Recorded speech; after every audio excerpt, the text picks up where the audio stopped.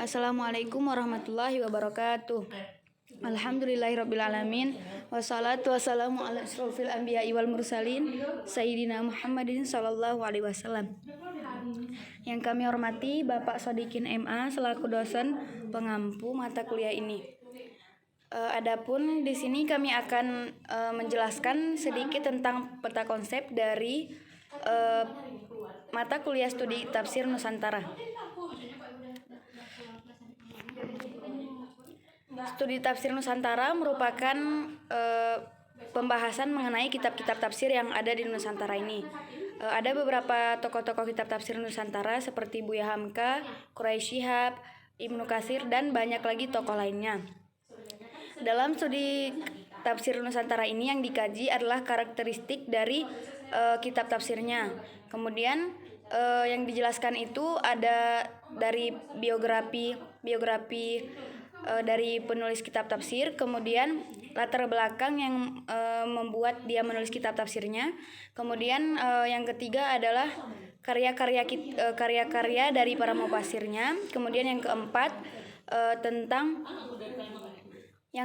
adalah tentang metode dan corak dari kitab tafsir tersebut. Yang kelima adalah isi dari kandungan kitab tafsir tersebut. Kemudian yang keenam adalah menjelaskan tentang kekurangan ataupun kelebihan dari para mufasir. Dalam studi tafsir Nusantara ini terbagi menjadi 20 materi, dan dari masing-masing materi ini akan dijelaskan sesuai dengan karakteristik masing-masing para mufasir.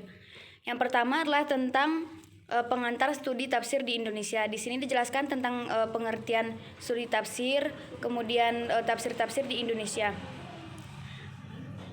Yang kedua yaitu pembahasan tentang tafsir klasik, modern, dan kontemporer.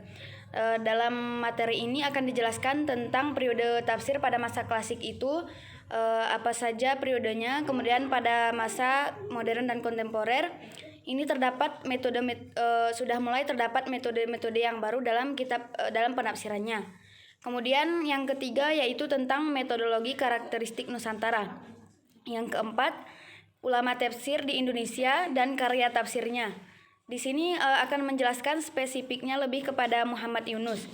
Yang kelima, tafsir Departemen Agama tahun 1975. Kemudian materi yang keenam yaitu tafsir Al-Azhar karya Buya Hamka tahun 1973. Kemudian yang ketujuh menjelaskan tentang tafsir Al-Munir karya Daud Ismail tahun 1980. Materi ke-8 menjelaskan tentang Muhammad Quraisy Shihab dalam kitab tafsirnya Tafsir Al-Misbah. Kemudian materi ke-9 itu menjelaskan tentang tafsir Kemenak tahun 2000. Dan materi ke-10 menjelaskan tentang tafsir Kemenak tematik tahun 2000 juga. Kemudian materi 11 di sini menjelaskan tentang tafsir ilmi Lajnah Pentasihan Mushaf Al-Quran. Materi ke-12 ini menjelaskan tentang tafsir Turjuman Al-Mustafid, yaitu karya dari Abdurrauf Asingkili, merupakan ulama tafsir dari Aceh. Yang ke-13 ini materi membahas tentang tafsir Marah Labid karya Syekh Nawawi Al-Bantani. Kemudian materi ke-14 menjelaskan tentang tafsir Al-Ibris karya Bisri Mustafa. Materi ke-15 menjelaskan tentang Hasbi As-Siddiqi, yaitu tafsir Al-Quran Al-Majid. Kemudian materi ke-16 di sini menjelaskan tentang Syekh Ahmad Sanusi, kitab tafsirnya Al-Raudat Al-Irfan fi Ma'rifat. Materi ke-17 di sini menjelaskan tentang Mufasir Munawwar Haikal dan juga kitab tafsirnya. Kemudian materi ke-18 menjelaskan tentang Misbah Mustafa. Materi ke-19 tentang Muhammad Hatta, dan materi ke-20 tentang Ilyas dan Abdul Jalil.